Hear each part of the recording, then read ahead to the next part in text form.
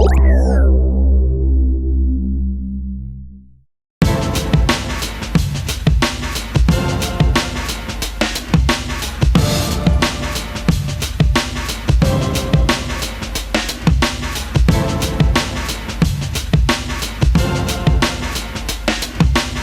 I'm Troy Trepanier from Rad Rides Mantino. We got a little shop south of Chicago, about 50 miles. Here we are at the 2013 Detroit Autorama. We built this car for Mark and Ellen Willman from Iowa, and it's kind of a neat story. He found this car just laying in a barn, and somebody said, hey, you know, if you pull it out of there, you can have it. The theme was be industrial about it. You know, so we got the slate gray paint job, and our goal at Rad Rides is to always show different finishes, different styles, because, you know, who wants to look at the same thing all the time?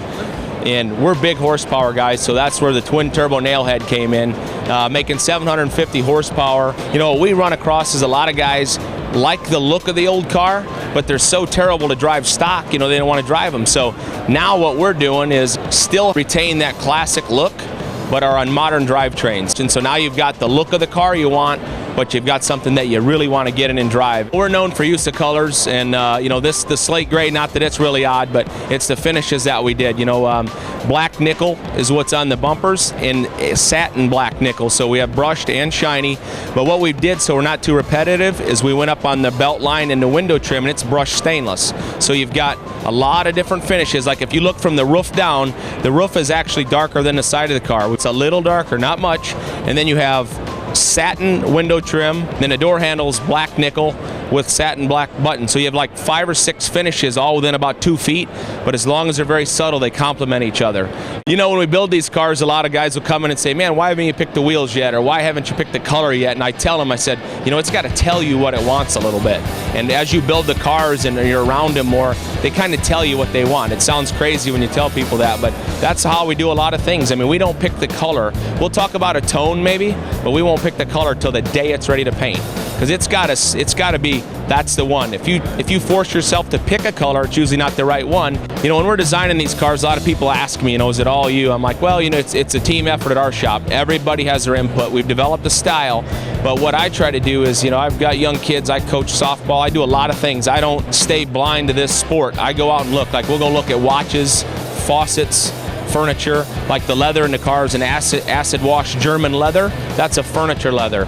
So by going outsourcing other different things, you bring them into this marketplace and it looks like you've recreated the wheel, which you're just paying attention is all you're doing. So it makes it a little more fun to look at. We've got the nailhead, and we've got a 4L80 GM transmission behind it, which is out of basically a 1-ton dually. So because we make horsepower with these turbo motors, we put a big electronic overdrive transmission behind it. So what you have is, you know, if you want to get on this car, you leave it in overdrive. We program the tranny to downshift all the way through the gears, so it's just, you know, stick and play. You know, there's no shifting. You know, we can do it all electronically. And then Ford 9-inch rear end, which is the most popular in our industry, Eat and Posi lock in it.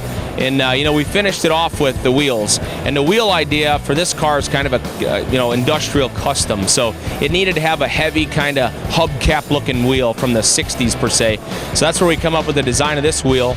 And the key to the wheel is different finishes. So when we built the wheel and designed it, we made it all come apart so we could have, there's 5 finishes on the wheel that all complement each other. And then with the white wall, I'm not a white wall fan, but the car said, hey, I need white walls. Fits the car. So, you know, you got to pay attention. And then we made the acrylic emblems at the shop with the little bee in them and stuff. So just to kind of emulate an old hubcap upscale. And, you know, and I think it fits. You know, it wouldn't work on other cars, but it's perfect for this car. Growing up as a kid, I was, my dad had an automotive shop my whole life, just general automotive. My grandfather was a pipe fitter. He was the guy you'd go to in a local town, go see Johnny if you needed something welded. So he had a 1-car garage next to my father's shop. So I'd spend the day tearing apart engines in the junk area at my dad's shop and welding pop cans together in my grandpa's shop. So I kind of learned how to weld and fabricate a little bit at the same time. Played all the sports in high school, went right to work for my dad out of high school, and just kind of started doing this. And my grandfather actually owned a 66 Chevelle, bought brand new.